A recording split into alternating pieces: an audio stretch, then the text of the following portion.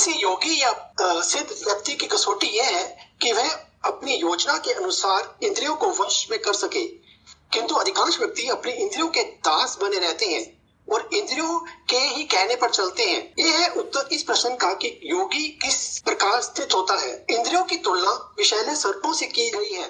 वे अत्यंत स्वतंत्रता पूर्वक तथा बिना किसी नियंत्रण के कर्म करना चाहती हैं। योगी या भक्त को इन सर्पों को वश में करने के लिए एक सपेरे की भांति अत्यंत प्रबल होना चाहिए। वह उन्हें कभी भी कार्य करने की छूट नहीं देता। शास्त्रों में अनेक आदेश हैं, उनमें से कुछ करो या कुछ ना करो से संबद्ध है। जब तक कोई इन करो या ना करो का पालन नहीं कर पाता और इंद्रिय भोग पर संयम नहीं बरतता है, तब तक उसका कृष्ण भावना मृत में स्थिर हो पाना असंभव है। यहाँ पर सर्वश्रेष्ठ उदाहरण कछुए का है।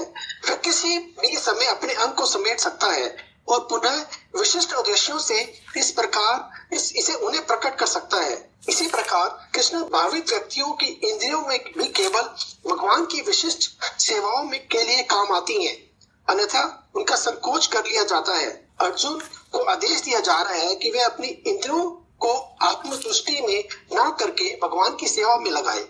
अपनी इंद्रियों को सदैव भगवान की सेवा में लगाए रखना कर्म द्वारा प्रस्तुत दृष्टांत के अनुरूप है, जो अपनी इंद्रियों को समेटे रखता है।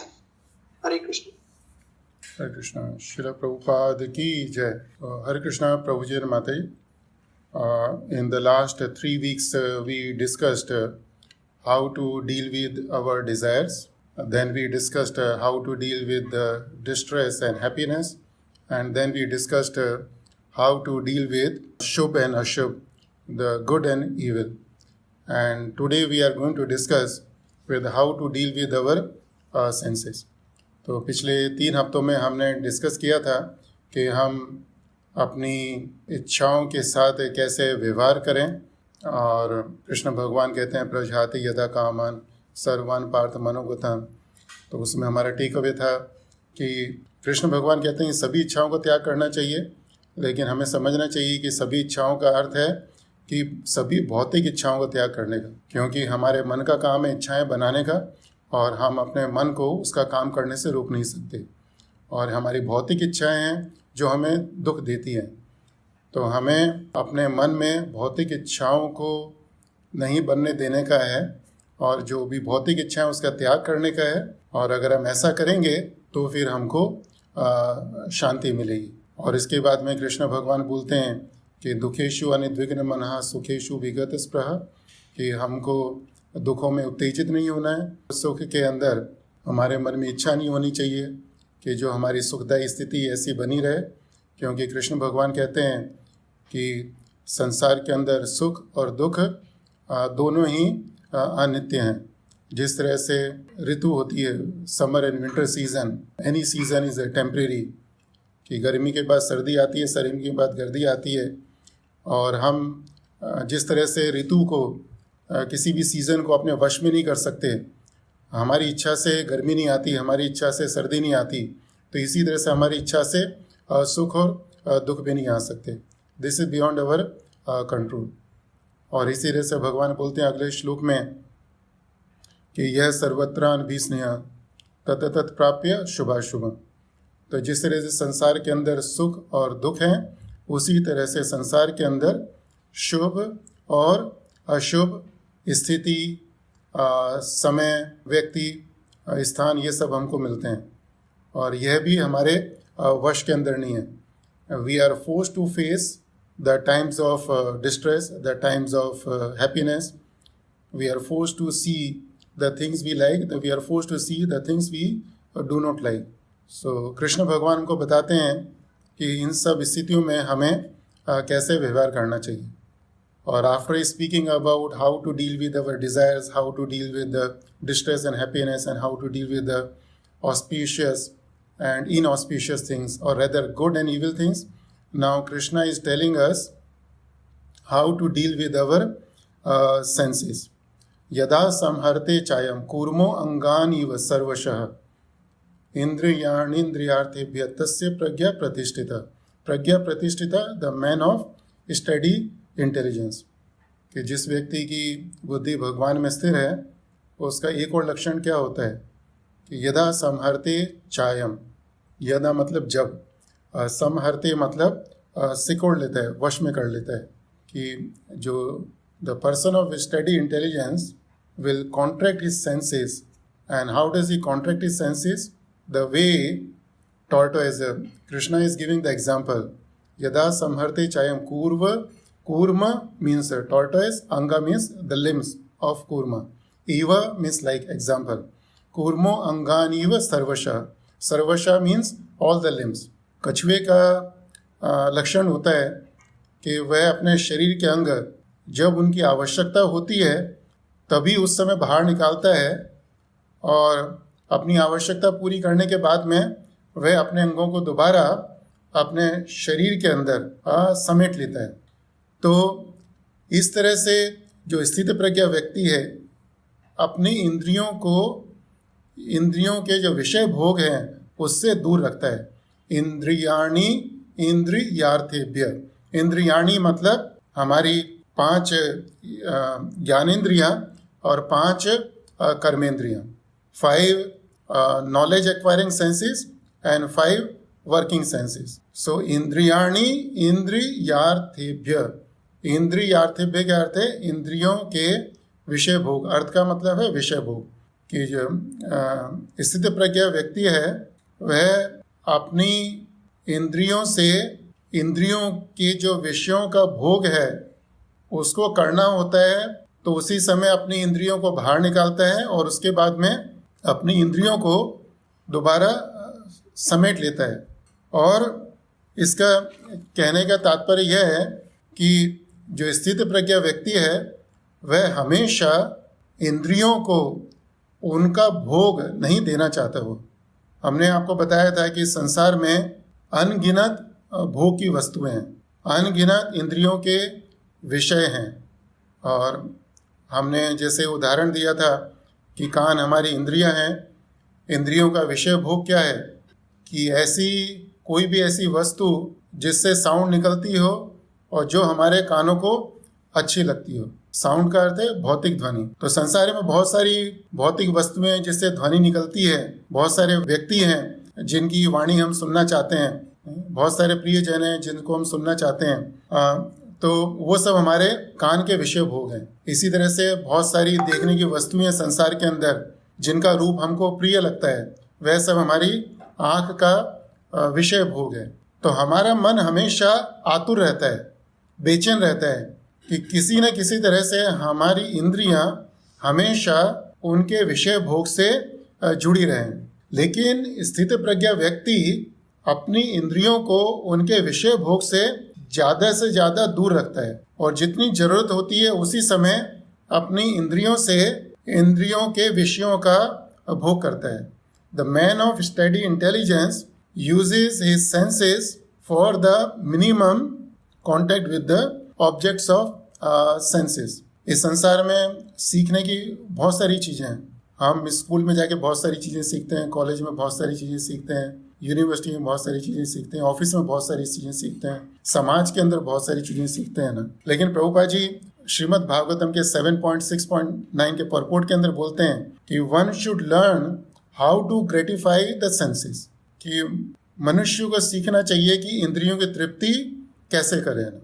प्रभुपाद जी और कुछ नहीं बोलते इस सीखने के बारे में, सिर्फ ये कहते हैं one should learn how to gratify the senses. क्योंकि कभी कभी व्यक्तियों के मन में भ्रांति होती है कि इंद्रियों को वश में करने का अर्थ है कि ये संसार में सब चीज़ों को छोड़कर, विशेष रूप से पत्नी को छोड़कर वन में जाने का।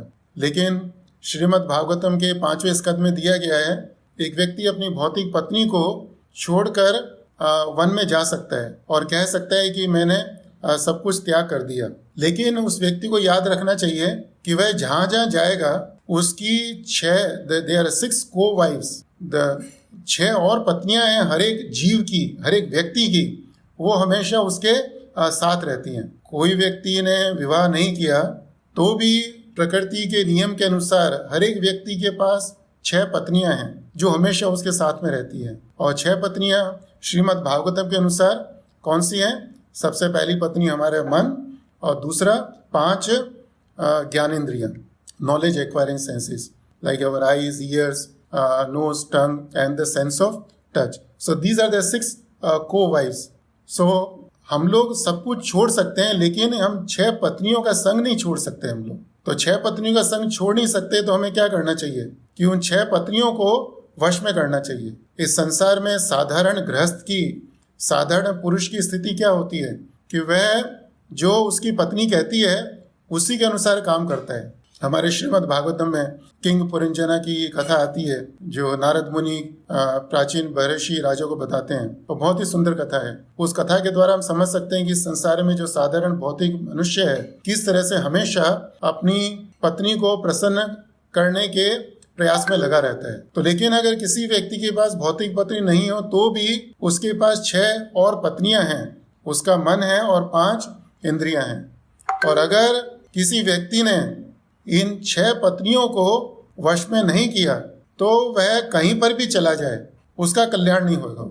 और जिस व्यक्ति ने इन 6 पत्नियों को, मन और 5 इंद्रियों को अपने वश में कर लिया, उनको भगवान की सेवा में लगा लिया, तो उस व्यक्ति को जिस स्थान पर है वो स्थान छोड़ने की जरूरत नहीं है. वो गृहस्थ है, गृहस्थ ही रह सकता है. उसको वन में जाने की जरूरत नहीं है, संन्यास लेने की जरूरत नहीं है, कुछ करने की जरूरत नहीं है उसको. भरत महाराज, उन्होंने सारा राजपाट, पूरे संसार का राजपाट इस तरह से छोड़ दिया कि जिस तरह से कोई अपना मलमूत्र त्यागता है वो. लेकिन जंगल में जाकर एक हिरण के मुंह में फंस गए हुए हैं और 2 बार उनको और जन्म लेना पड़ा अपनी मुक्ति से पहले. विश्वामित्र मुनि ने 60,000 साल की तपस्या करी, उसके बाद भी उनका मन वश में नहीं हो पाया. और लेकिन Bhakti Vinod Thakur, he was a गृहस्थ, very ideal householder life. अपने भजन में अगर बोलते हैं कि मैंने घर में ही गोलोक का दर्शन किया है, कि Goloka Dham was manifested in his house itself. And till the end of his life he remained householder and he got liberation. और उनकी मुक्ति हुई. क्यों? क्योंकि उनकी जो 6 पत्नियां, को wives, not the material wife, उनकी 6 पत्नियां हमेशा उनके वश में थी. तो इंद्रियों वशे ही इंद्रियाणि इंद्रियार्थेभ्य तस्य प्रज्ञा प्रतिष्ठिता. कि इंद्रियाणि इंद्रियार्थेभ्य, कि इंद्रियों से, इंद्रियों के विषय का कम से कम भोग करता है, कम से कम संपर्क करता है, इंद्रियों को हमेशा वश में रखता है. तो इसका अर्थ यह नहीं कि सब कुछ त्याग कर वन में जाने का. व्हेन वी से इंद्रियाणि इंद्रियार्थेभ्य, कि इंद्रियों को वश में रखना, इसके अंदर बहुत सारी चीजें आती हैं, लेकिन हम सिर्फ 3 चीजों के ऊपर चर्चा करेंगे. इंद्रियाणि इंद्रियार्थेभ्य, कि withdrawing the senses from the sense objects, कि इंद्रियों को उनके विषय भोगों से दूर करने का अर्थ क्या है. इंद्रियां उनके विषय भोगों से दूर कब रहेंगी? जब हम कम से कम 3 चीजें करेंगे. सबसे पहली चीज तो जो हमको करनी चाहिए कि वी शुड एक्सेप्ट मिनिमम. हमको किसी भी चीज को कम से कम स्वीकार करने का है ना. और इसका सबसे अच्छा उदाहरण है वामन देव जी का. वामन देव जी ने बलि महाराज को बोला कि मुझे 3 पग जमीन चाहिए. बलि महाराज कहते हैं, तू तो बालिश है, तू तो मूर्ख है, तुझे नहीं मालूम कि मैं क्या दे सकता हूँ, है ना. तुम्हें जितनी जमीन चाहिए मांगो मेरे से, आई विल गिव यू. तो उस समय वामन देव जी कहते हैं कि मुझे मालूम है कि तुम बहुत दयालु हो और तुम मुझे जितनी मेरी इच्छा है उतनी जमीन दे सकते हो, है ना. लेकिन मुझे जो जितनी मेरी जरूरत है उससे ज्यादा नहीं चाहिए हुआ. So the accepting the minimum, कम से कम स्वीकार करने का अर्थ क्या है कि जब हमारे पास अवसर हो कोई चीज को ज्यादा मिलने का, if we are able to get anything more than what we need, अगर मेरे पास अवसर है कि मेरे पास जितना धन चाहिए उससे ज्यादा धन मिल सकता है, मेरे पास अवसर है कि मेरे को जितना जमीन चाहिए उससे ज्यादा जमीन मिल सकती है, मेरे पास अवसर है कि मुझे जितना खाने के लिए चाहिए मुझे उससे ज्यादा मिल सकता है, यह सब होने के बाद भी मैं कम से कम जितनी मेरी आवश्यकता है उसको स्वीकार करूं, देन आई कैन से, फिर मैं कह सकता हूं कि मेरी बुद्धि स्थिर है. I am the man of study intelligence. तब मैं कह सकता हूं कि मेरी इंद्रिय वश में है. यावत ब्रियते जठरम तावत स्वतम ही देहि नाम अधिकम यो भी मन्यत सस्तेन दंडम अर्हति. नारद मुनि युधिष्ठिर महाराज को श्रीमद् भागवतम के 7वें स्कंद में बताते हैं कि if one accepts more than what is necessary यावत ब्रियते जठरम, यावत मीन्स मिनिमम, कि कोई भी व्यक्ति जो उसकी कम से कम आवश्यकता है उससे ज्यादा स्वीकार करता है। कम से कम आवश्यकता, उसको डिफाइन कैसे करेंगे कि कम से कम क्या चीज मेरे लिए जरूरी है, व्हाट इज मिनिमम। तो नारद मुनि बताते हैं यावत ब्रियते जठरम, कि कम से कम का अर्थ है कि ऐसी चीज जिससे हमारा शरीर और आत्मा साथ में रह सके, और यह हमें उतना ही संग्रह करना चाहिए जो हमारी आत्मा और शरीर को साथ में रखने के लिए जरूरी है। अधिकम यो भी मन्यते, इससे ज्यादा कोई भी व्यक्ति कुछ भी चीज को ग्रहण करता है तो स स्तेन एव, तो फिर उसको चोर कहते हैं, और स दंडम अर्हति, और वह दंड पाने का अधिकारी होता है। और प्रभुपाद जी इसके तात्पर्य में बहुत सुंदर चीज बताते हैं हमको कि in the material world all distresses are due to extravagance. So 7.1.4.8 यावत ब्रियते जठरम, that is spoken by Narad Muni to Yudhishthir Maharaj. Now in this verse, Prabhupada is telling us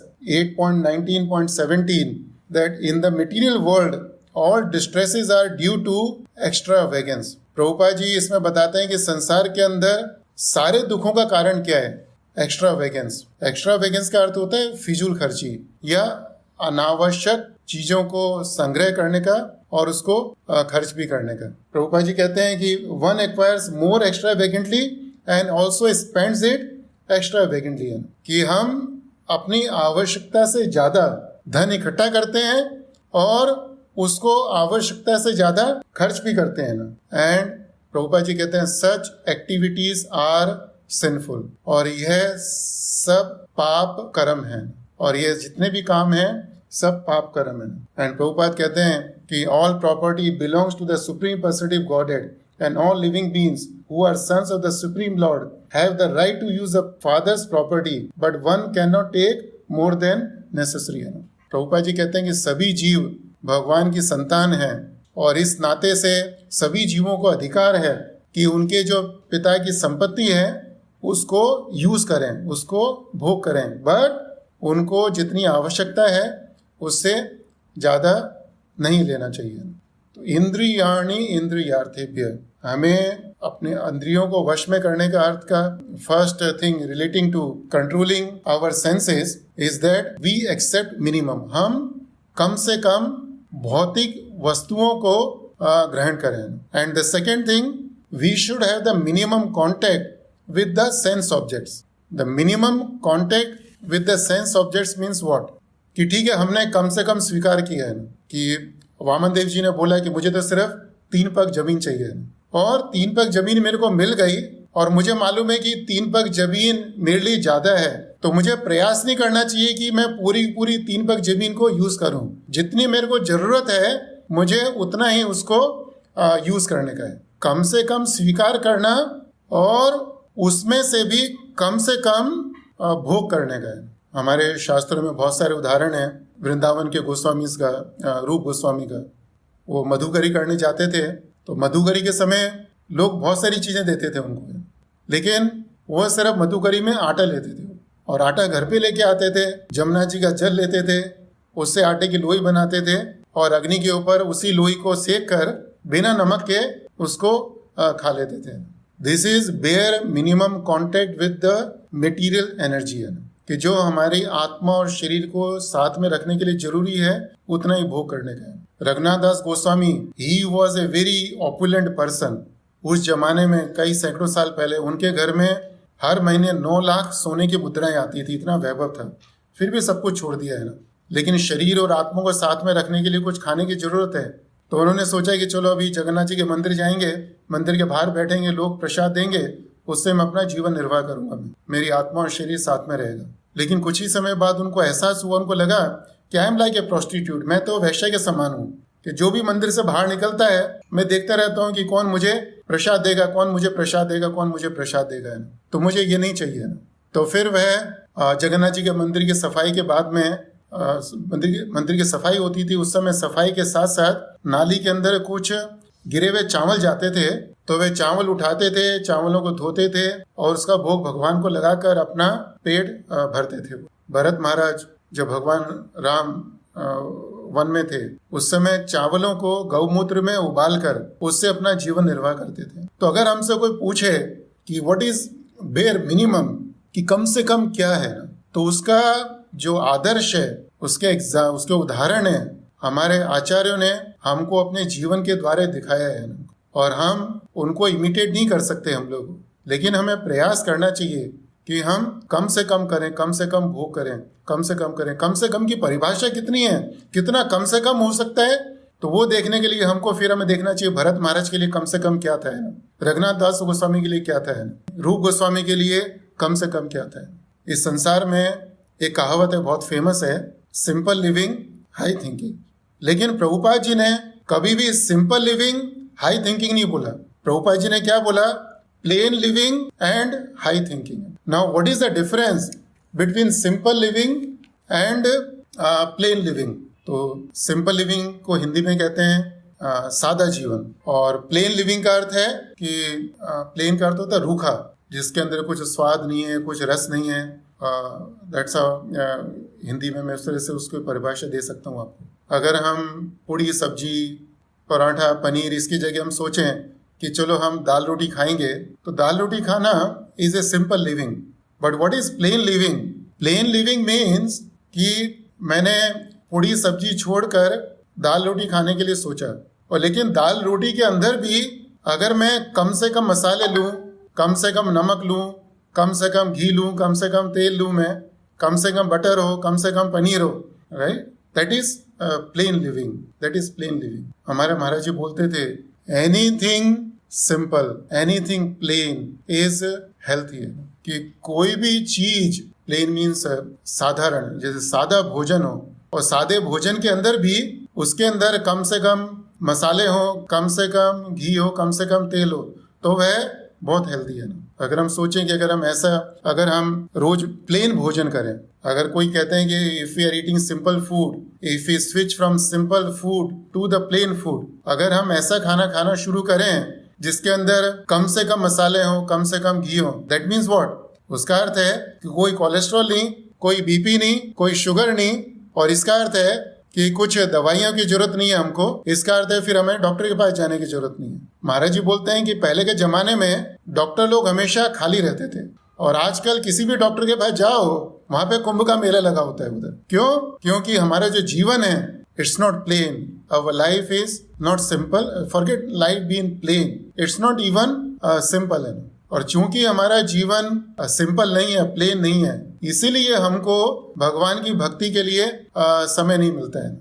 And another thing we have to remember that the animals, they accept minimum what is necessary for their survival. कि जो पशु हैं, उनका स्वभाव क्या होता है कि उनको अपने जीवन निर्वाह के लिए जितना चाहिए उतना ही उसको स्वीकार करते हैं, और इस तरह से उनका जीवन बहुत सिंपल रहता है, प्लेन रहता है, और इसीलिए उनको बीपी नहीं, कोलेस्ट्रॉल नहीं, शुगर नहीं, ये बीमारी वो बीमारी, they are free from so many distresses and miseries which a human being has created himself or herself. So simple living or the plain living, Prabhupada says it's not a simple living, it's a plain living. Plain living means endeavoring for the things which are required to keep the body and soul together, not more than that. रूप गोस्वामी जब भगवान की भक्ति के He was a great devotee, but after meeting Chaitanya Mahaprabhu, he dedicated himself to serving Krishna completely. तो उन्होंने खाना पीना भी बंद कर दिया, उन्होंने वो भूखे रहते थे। फिर कृष्ण भगवान को दया आई, वह स्वयं गोपी के रूप में उनके पास दूध लेके आए, और रूप गोस्वामी ने बोला कि आप कौन हो?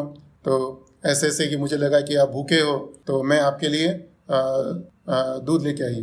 तो रूप गोस्वामी ने with hesitation he accepted the milk, but as he drank the milk, he realized that it was Krishna himself who brought the milk for him. Then he was feeling very ashamed. उनको बहुत ज्यादा शर्म आई कि उन्होंने भगवान से सेवा स्वीकार करी है। And then he realized कि he must accept something minimum to keep the body and soul together. और फिर उसके बाद में उन्होंने मधुकरी करना शुरू किया, जिससे कि वह बाहर जाते थे और वह आटा लेके आते थे। तो इंद्रियाणि इंद्रियार्थेभ्य कि इंद्रियों को वश में करने का अर्थ है कि सबसे पहली चीज कि वी एक्सेप्ट मिनिमम, हम कम से कम स्वीकार करें, और दूसरा है कि जो कम से कम स्वीकार किया उसमें से भी कम से कम भोग करें.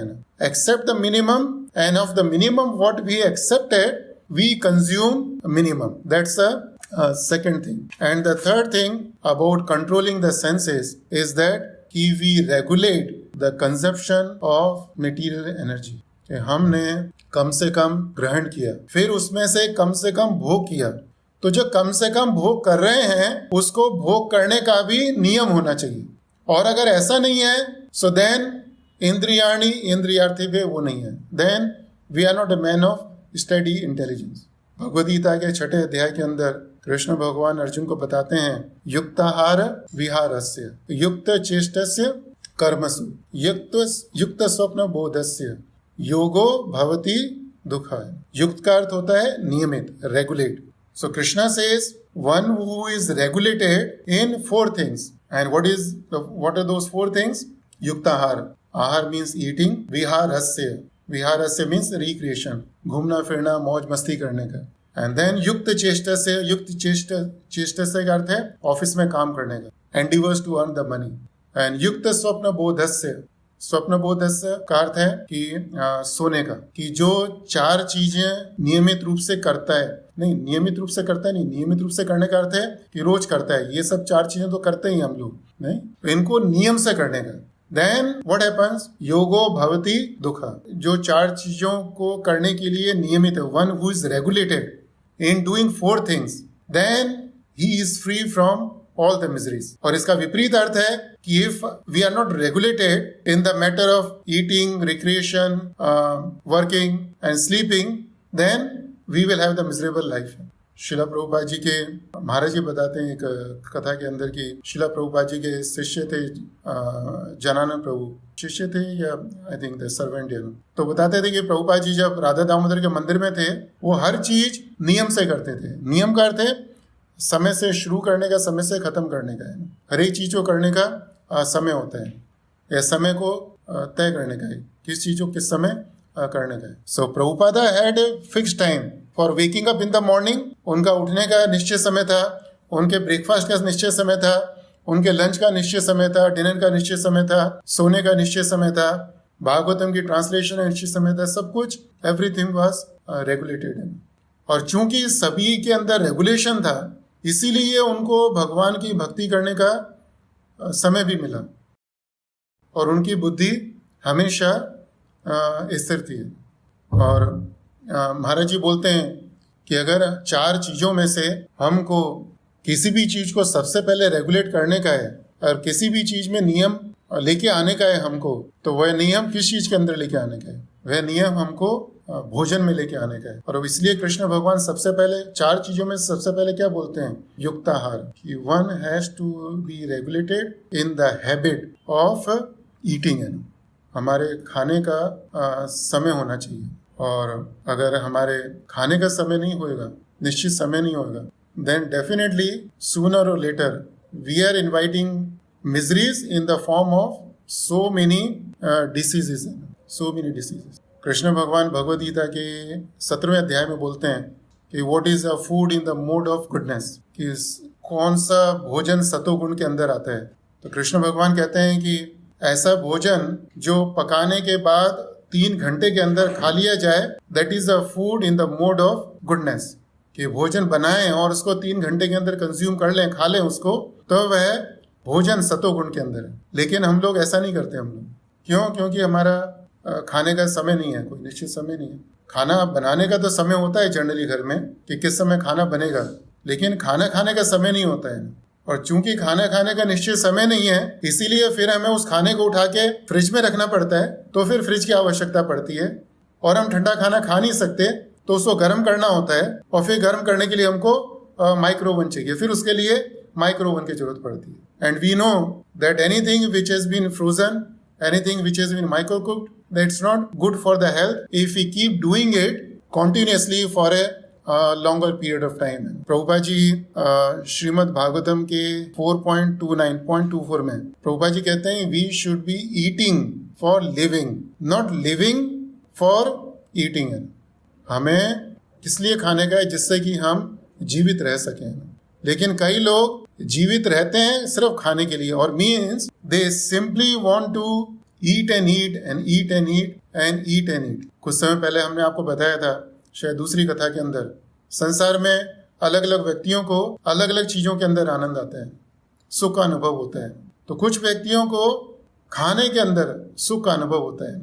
लेकिन कृष्ण भगवान बताते हैं, प्रभुपाद जी बताते हैं कि anything material which gives us the happiness now will eventually give you the distress. कि भौतिक चीज, कोई भी भौतिक चीज का हम उपभोग करें, वह शुरू में तो हमको आनंद देगी, लेकिन उसके बाद में वह हमें दुखी देने वाली है. And when it comes to the eating, we should not think that we can consume prasadam as much as we want. Prasadam is a transcendental, but the person who is eating is not transcendental. कि प्रसादम तो दिव्य है, लेकिन हम लोग दिव्य नहीं है. हम लोग, हमारा शरीर दिव्य नहीं है, ये प्रकृति के नियमों के अधीन है. ये तो प्रसादम लेने का अर्थ ये नहीं है कि हम जितना मन में है उसको खाते रहें, या जब मन में है उसको खाना शुरू कर दिया हमने, या उसको भी फ्रिज में उठा के हम 4 दिन तक रखें, उसको भी निकाल के फिर बार बार गर्म करके खाएं.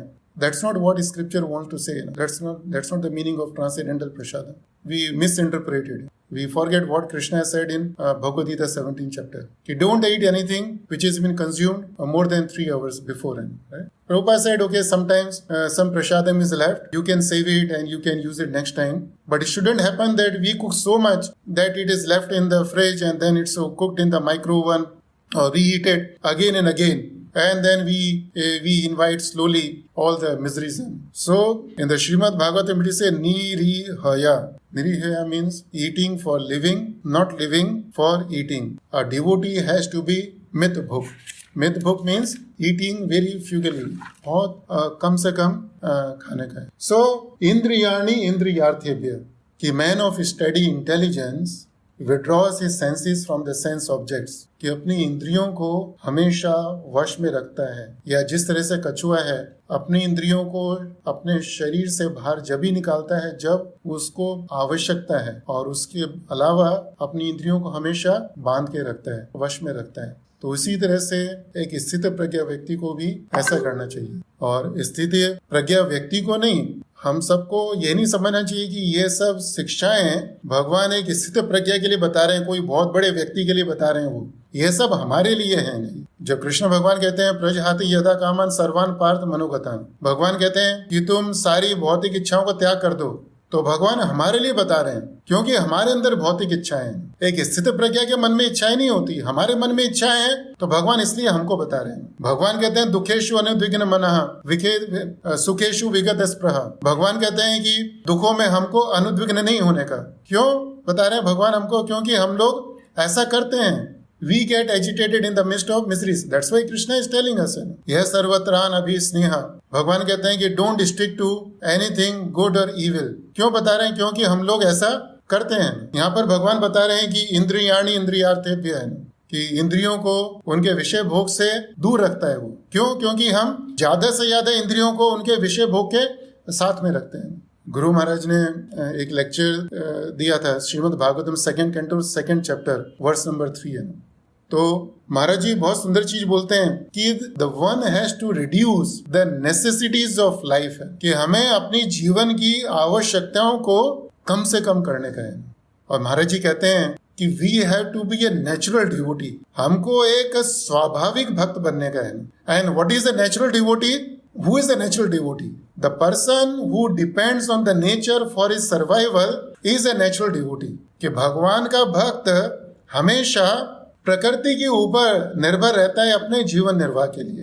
And then Maharaj says a natural devotee is not dependent on the modern instruments and gadgets.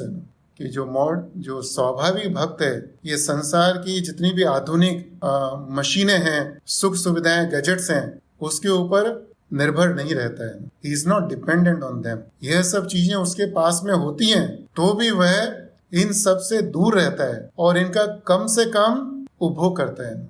और महाराज जी बहुत सुंदर चीज बोलते हैं कि if we are a natural devotee, or forget being a devotee, if we cultivate ourselves in such a manner so that we learn how to be depend on the nature, or if we learn how to be depend on nature, how to survive using the natural things, then we can survive anywhere and we can be happy anywhere.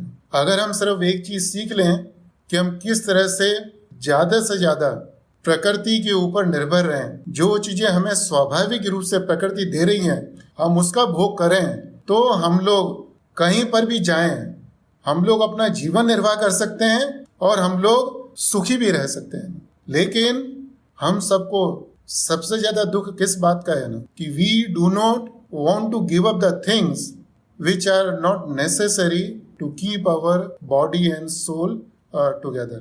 So anyway, the point is that if we consume more than what we need, कि अगर हम संसार के अंदर चीज़ों का जो हमारी आवश्यकता है उससे ज़्यादा भोग करते हैं तो उसके बहुत सारे दुष्परिणाम होते हैं.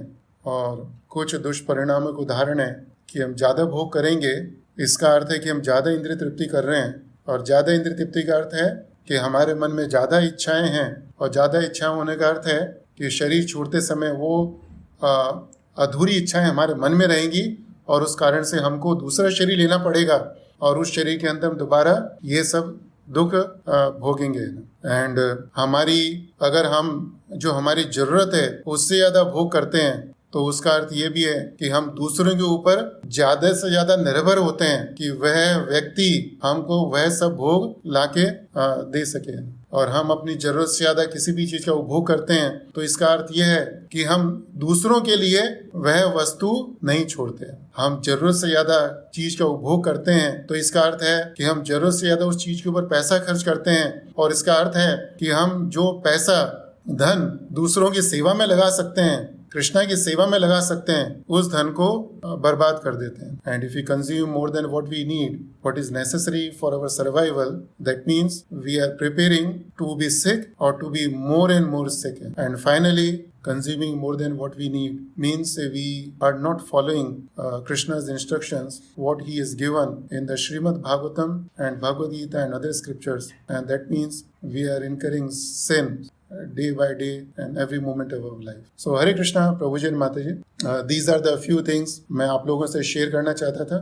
अभी हमारे पास कुछ समय है तो भक्तों से अनुरोध है कि भक्तों के कुछ प्रश्न हो, संदेह हो, कुछ कमेंट्स हो, टीका टिप्पणी वो कर सकते हैं. हरे कृष्ण. हरे कृष्ण. प्रभु जी दंडवत प्रणाम. प्रभु शिला प्रभुपाद की जय. प्रभु जी, that श्रीमद् भागवतम वर्ष आपने कहा one has to reduce necessity of life. Yes, Prabhu. Maharaj. This is Srimad Bhagavatam 2nd canto 2nd chapter verse number 3. प्रभु जी, आपने लेकिन हमारा कृष्ण कॉन्शियसनेस प्रोग्राम में आप घर पे आप बहुत खिलाते हैं हम लोग को. प्रसाद इतना खिलाते नेक पर खिलाते और पेट इतना भर के आप लोग घर पे जाके हेल्पलेसली घर पे जाके.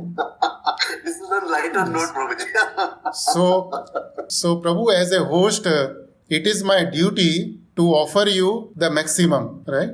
But as a devotee, everyone has to see what is required for his spiritual well-being and welfare. Is that clear, Prabhu? Okay. The devotees, when any sannyasis come to our house, we have received a number of devotees and sannyasis. If we go to their room, they have very simple room, बहुत साधारण room होता है उनका. एक छोटा सा गद्दा होगा, कभी कभी सिर्फ चटाई होती है, right? That's how they live. But when they come to our house, it is my duty to offer them all the opulence which I can afford and give them. But as a devotee, it's everyone's duty to accept minimum, and after accepting that, don't be attached to it. Srila Prabhupada, in one of the purports, it's in other diary, Prabhupada is giving the example of Shukdev Goswami. कि शुकदेव गोस्वामी परीक्षित महाराज के पास कभी भी नहीं आए. As long as he was a king, he never approached Parikshit Maharaj. लेकिन जैसे ही परीक्षित महाराज के मन में इच्छा हुई कि मुझे श्रीमद् भागवतम सुननी है, immediately he appeared. And another thing, as soon as he completed recitation of Bhagavatam, he left the place. He did not wait for Mahaprasade Govinde. That is a devotee. Right, Prabhu? Hare Krishna. Hare Krishna. Yes Prabhu.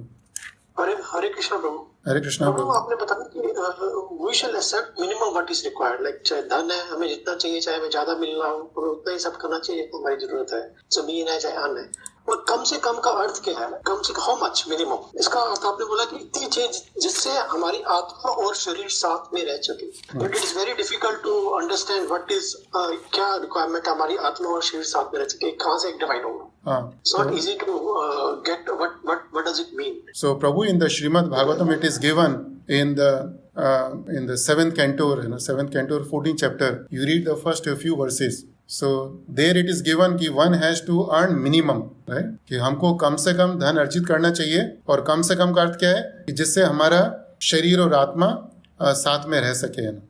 But since we have not come to that stage, right? कि हम लोग उस चीज को समझते नहीं है हम लोग। So we endeavour to get the maximum, है ना, जितना भी ज्यादा हमको मिल सके। हमको लगता है ये अच्छा है ना, कि ये भी आ रहा है, ये भी अच्छा है, ये आ रहा है, ये भी अच्छा है, ये आ रहा है, ये भी अच्छा है ना। लेकिन वो कुछ ही समय के लिए अच्छा है, भौतिक रूप से सब अच्छा है वो, लेकिन आध्यात्मिक रूप से वह अच्छा नहीं है ना। और इसीलिए तो जितने गोस्वामी थे उन सबके पास ये सब था, उन्होंने सब कुछ छोड़ दिया उन्होंने, right. So Prabhu, what is minimum?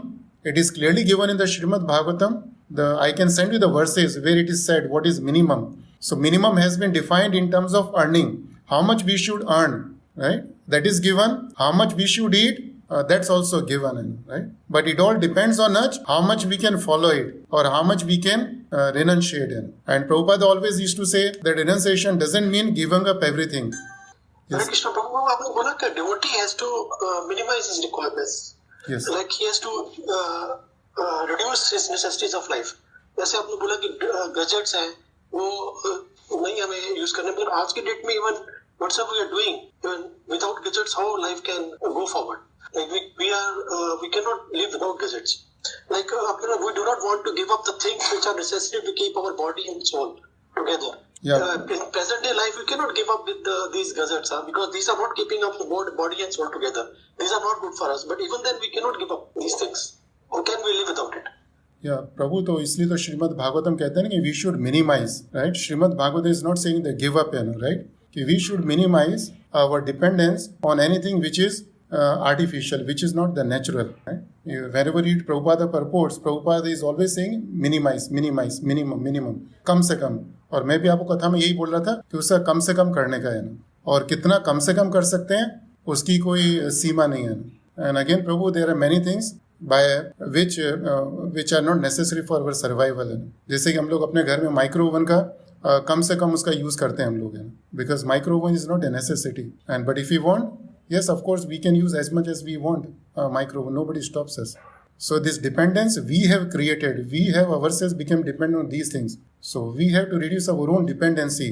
Krishna will not come and help us on this. We have created a life we have created such an environment, and due to which we find it very difficult. There are so many people who live without TV, who live without fridge, who live without oven, right?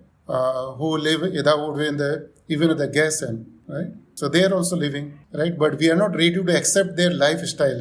Maharaj, when he was here, he did not want to wear the watch which has a battery, because he said anything electronic should not have the touch of the body, and our body should not touch anything which has the electrical waves, magnetic waves. So he would wear the watch which was operated with the hand. जो पहले के जमाने में घड़ी आती थी, उस तरह घड़ी पहनते थे वो, Maharaj would not eat the chutney which is made in the mixie, है ना। जब उनको अवसर होता था वही चटनी लेंगे जो वो हाथ से बनी हुई है ना, right. So the point is that minimize, कम से कम।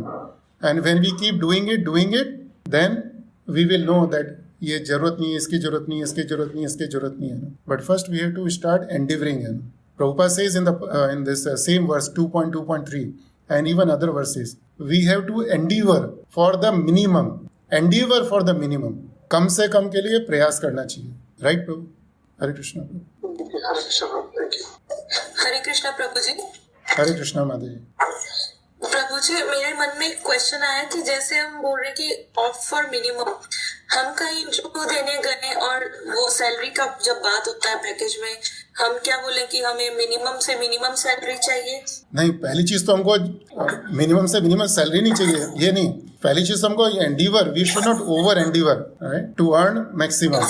And then whatever endeavor we make, through that, whatever we get, we accept it, but then consume the minimum out of that what you have received, है ना, कि आपको जो salary जितनी मिलनी है वो तो मिलेगी आपको, है ना, राइट। लेकिन उस सैलरी के अंदर से आपको जीवन निर्वाह के लिए जितना कम से कम खर्च करना है वो करें, और उसका जो बचा हुआ पैसा है वह दूसरे जीवों के कल्याण में और भगवान की सेवा में लगाएं हम लोग। That's what we should do. That's called युक्त वैराग्य, है। ठीक है माता जी? हाँ जी प्रभु जी, थैंक यू। हरे कृष्ण। हरे कृष्ण प्रभु जी, धन्यवाद, प्रणाम प्रभु जी। हरे कृष्ण माता जी।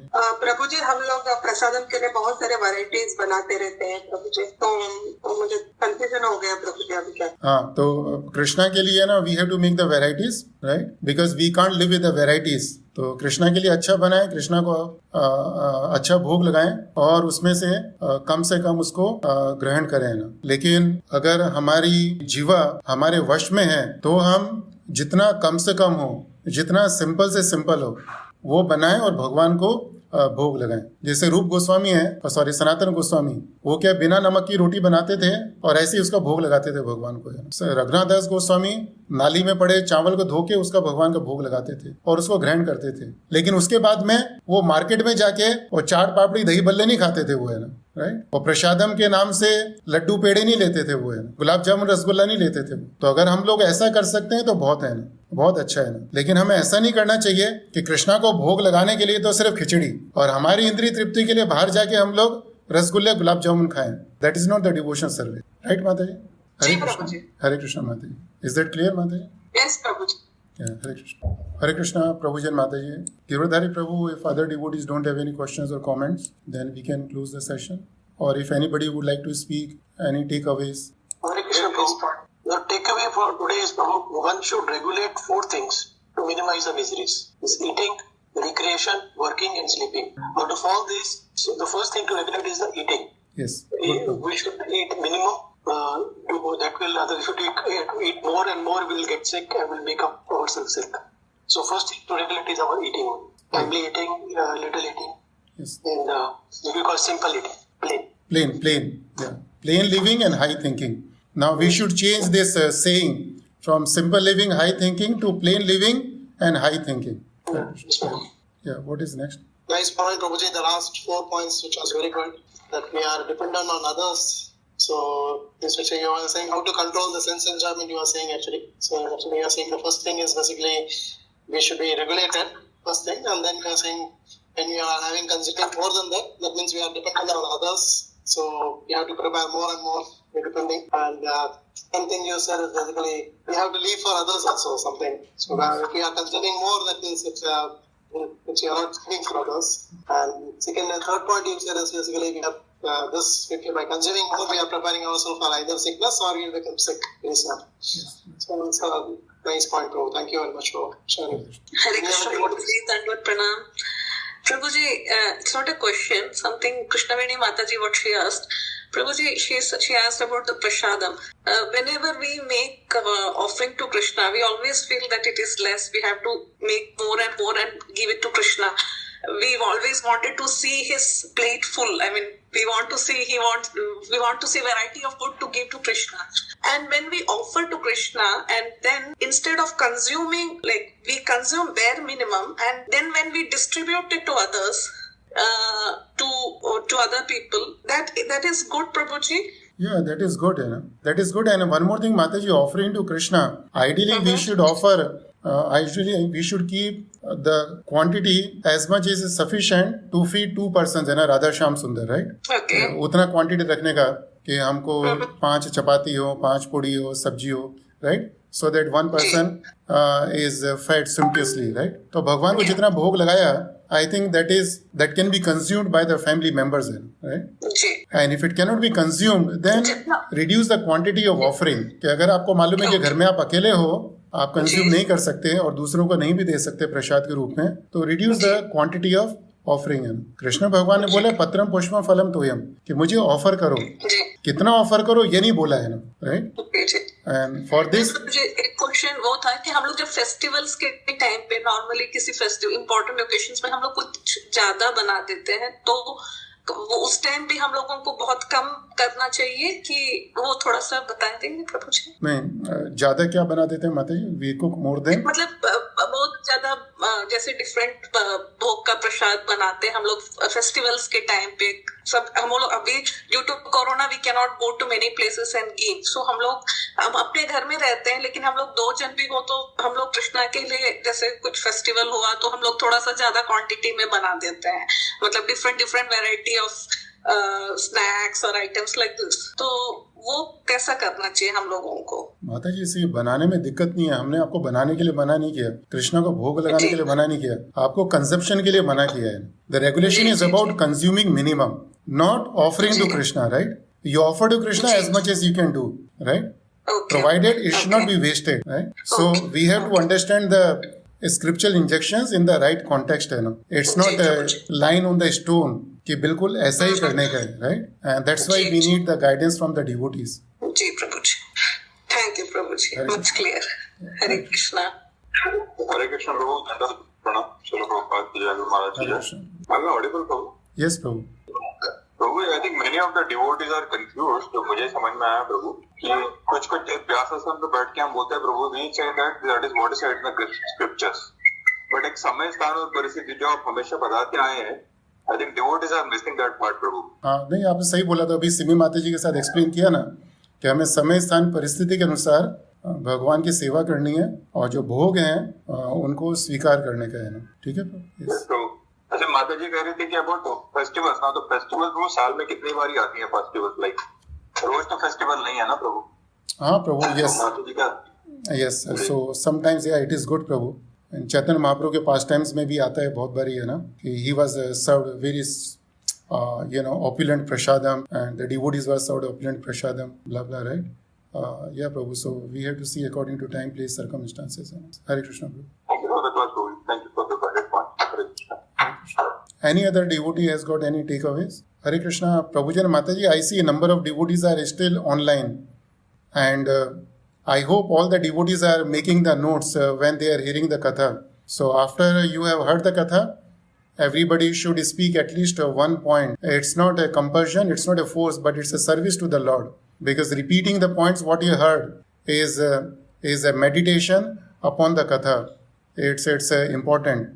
So I request the devotees that next time when they are hearing the katha, they should be making the notes and they should be speaking just one sentence from the katha, and then it will be much more fruitful for everybody and pleasing to Krishna and Srila Prabhupada also. Hare Krishna. हरे कृष्ण। आपने अपना 17.10 का ये अपना श्लोक का बताया ना कि विदिन 3 आवर्स हमें प्रसादम कंज्यूम करना चाहिए। जी हाँ, बहुत अच्छा पॉइंट अपना इसको अपने न्यूट्रिश भी रहता है, उतने अपना हमारे हेल्थ के लिए भी अच्छा है। हाँ ठीक है, थैंक यू प्रभु। और जैसे आपने बोला कम खाते हैं, प्रसादम कम लेते हैं, तो उसमें हमारा अपना सेंसेस भी कंट्रोल में रहती है और निद्रा भी हमारी कंट्रोल में रहती है। यस, थैंक यू प्रभु। ज्यादा अपना प्रसादम पेट भर खाने से हमें निद्रा ही नहीं मालूम होता हम अपना कितनी ले जाते हैं। Yes, thank you. उतने अपन बिजी हो जाते हैं। Yes, thank you Prabhu. Hare Krishna Prabhu, आपने जो पॉइंट बताया, we should depend we should depend only on nature for our survival and not depend on modern gadget. मतलब हमें प्रयास करना चाहिए, तो हमें सुखी या शांति से रहना है तो जितना हो सके उतना मॉडर्न गैजेट्स या इससे मिनिमम डिपेंड रहना चाहिए, और जो कुछ नेचर से हमें मिलता है सर्वाइव के लिए उसके ऊपर डिपेंड होना चाहिए।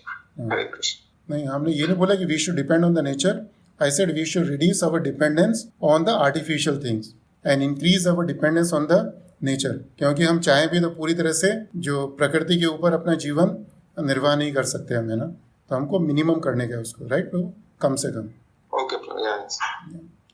Krishna Prabhu, yeah, 3 main things you said, like we have to accept the minimum, and out of that we have to consume minimum, and also we have to regulate the consumption of this material energy. Yes, thank you so much Prabhu. We have to regulate the time of consuming that energy, right Prabhu? I wanted to hear these points from somebody, that first we accept minimum and then we consume minimum, and even the minimum consumption has to be on time, right Prabhu? Hare Krishna. One more point. We should be eating for living and not for living to eat. Yes, yeah, good. Thank you, Prabhu.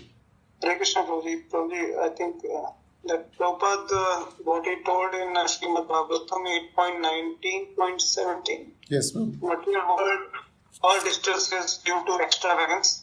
I think this point is very good. So, having too many things, unnecessary accumulating and then splitting, and these are all the reason for all the miseries. So Prabhupada said all distresses are due to extravagance. कि सारे दुखों का कारण क्या है? फिजूल खर्ची है, right? And so Prabhupada, I cannot explain in Hindi, but Prabhupada said all distresses are due to extravagance. One acquires money extravagantly and also spends extravagantly. Yeah, good. Thank you, Prabhu. It's a nice point. हरे कृष्ण प्रभु, आपने ये भी बताया मतलब मनुष्य को सिखाना चाहिए इंद्रियों को तृप्त कैसे रखें. थोड़ी इसके ऊपर हाईलाइट मतलब कुछ एग्जांपल मतलब हाउ हम इंद्रियों को तृप्त मतलब ये कैसे कर सकते हैं ना, तो so that we can try to learn this. मतलब मनुष्य को सिखाना चाहिए. नहीं, हमको सीखना चाहिए कि हम इंद्रिय तृप्ति को कैसे करें. तो उसी के तो हमने आपको उदाहरण बताया, बहुत सारे उदाहरण दिए मैं आपको कि इंद्रियों की तृप्ति करने का समय, जैसे समय से प्रसाद लेने का, वो इंद्रिय तृप्ति करने का नियम है. उनको सीखना चाहिए कि हम समय से प्रसाद लेना, राइट. 3 घंटे से पहले बना हुआ नहीं खाना चाहिए, वो भी सीखने के अंदर आते हैं, राइट. वो भगवान को भोग लगाइए खाना चाहिए, वो भी सीखने के अंदर आते हैं. हरे कृष्ण. प्रभु ने आपने एक चीज अच्छी बोली थी, पॉइंट दिया था, ये prasadam is transcendental but we are not transcendental. So I like this point. So we have to remember our body is not transcendental. Body is going to fall sick even if we eat prasadam in excess quantity. That's what we should remember. Hare Krishna. Yeah. Okay, Prabhu. Girdhari Prabhu, so should we give the varam to the katha now? Prabhu, just actually we have a new devotee, Jindal Prabhuji and Mataji. They have joined today for the first time to the program. So we welcome them by chanting Hare Krishna, Krishna Krishna, Hare Hare, Hare Ram, Ram Ram, Hare Hare. They left, I believe. And, but they have got, sorry Prabhu, they have got any one point they would like to... They only asked the question, if you remember the question she asked, basically minimum salary. Oh, acha, okay, fine. I can elaborate more on it, but offline I can do it here. Hare Krishna. Sure. Thank you very much, Prabhu. And last week we had third was actually Jigna Mataji and Avinash Prabhu's wedding anniversary. Fourth was our Rupesh Prabhu's birthday. So we will stand for them. Hare Krishna, Krishna Krishna, Hare Hare, Hare Ram, Ram Ram, Hare Hare. Just one more announcement. Calendars are there for 2021. There are very few takers. I don't know. So I will request all the devotees, please, because already we are in February. Month will click off if you don't take up the copies of the calendars. तो calendars available है. Please आप मेरे घर पे है, अपने जयकेश्वर प्रभु जी के घर पे है, मुसफा में कृष्णवेणी माता जी एंड सागर प्रभु के घर पे है, और हेमा माता जी के घर पे है. तो चारों जगह पे आप जहाँ पर आपकी सुविधा है वहाँ से आप कलेक्ट कर सकते हैं. प्लीज कलेक्ट कर लीजिए. Thank you. Okay, Prabhu. Thank you very much, Prabhu. Wonderful realization. Thank you very much. Please keep us enlightening us. Sure, Prabhu. Krishna willing. So, Prabhu and Mataji, today we talked about plain living. The next week we will talk about high thinking. Hare Bo. Hare Krishna. Hare Bo. Hare Krishna. No problem. Pancha kalpatra se kripa. Hare Krishna.